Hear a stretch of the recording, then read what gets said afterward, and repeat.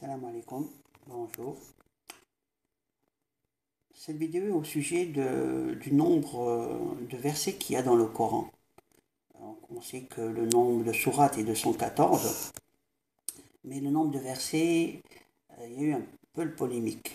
Le plus petit nombre qui a été donné, c'est celui-là, donc c'est 6204. Et on voit cette particularité que 6204 est égal à ce produit. 141 fois 44. Maintenant, on va voir. J'ai fait exprès de commencer par là pour voir un peu à quoi ça représente. On voit que le mot Surat al-Fatiha, il y a 11 alphabets à l'intérieur si on les compte en langue arabe, bien sûr. Le nombre d'alphabets qu'il y a de là à là de la sourate, elle correspond à 141. Donc, on voit que dans le nombre de versets, on retrouve le même nombre, qui est le nombre d'alphabets qu'il y a dans les 7 sourates. Donc, le nombre d'alphabets qu'il y a dans cette sourate est un multiple de 44, bien sûr, pour trouver le nombre de versets. Ce qui fait qu'au niveau des découpages, il est plus cohérent, celui-là, que, je dirais, un autre. Pour l'instant, on va aller encore plus loin. On connaît l'importance du chiffre 19, parce que si on rajoute les 11 du nom de la sourate, il y a 11 alphabets là, et ben on retrouve la sourate complète, elle a 152, qui est 8 fois 19, donc l'importance du 19. On revient maintenant à une écriture qui est là. On voit que le 44, c'est égal à quoi? C'est 4 fois 11.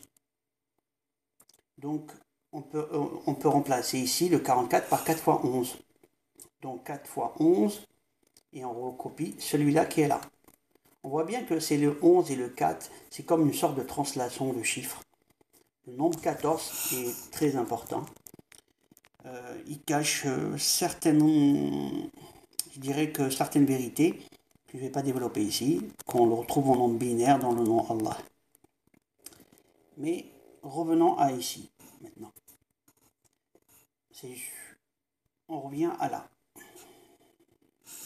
Le nombre de versets qui est là. Si on enlève le 19, on retrouve celui-là, ce chiffre. On va dire qu'est-ce que c'est. Le 19 qui représente la Bismillah, Bismillahir-Rahmanir-Rahim. Et donc, quand on soustrait ce chiffre au nombre de versets, ce nombre, on va le séparer en deux, comme ça. En fait, c'est comme si on allait le faire sous forme d'un cercle. Tout cela, on tourne comme ça. Et bien, on va dire quoi? On va dire le 1, le 5, le 8, puis le 6. Ou dans l'autre côté, le 1, le 6, le 8. Or, le 1, c'est Alif. Le 5, c'est Jim.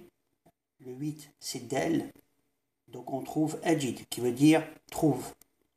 Quand on lit dans ce sens, 1, 6, 8, ça veut dire le 1, le 6, c'est Ha, et le 8, c'est le Del, qui nous donne Ahad. Ajid, Ahad, trouve l'unique. Et la représentation du 19 qui est au nom de Dieu miséricordieux, très miséricordieux. Donc, Bismillahir-Rahmanir-Rahim, on trouve l'unique. Qu'est-ce que je voulais dire d'autre? Donc, c'est tout. C'était de vous montrer que l'importance de découpage, mais sans se cacher, parce qu'il y a beaucoup de mystères. Qu'est-ce que je voulais dire d'autre? Ce ne sera pas sur cette vidéo. Je vais m'en tenir qu'à ça pour l'instant. Je vous remercie. À la prochaine vidéo.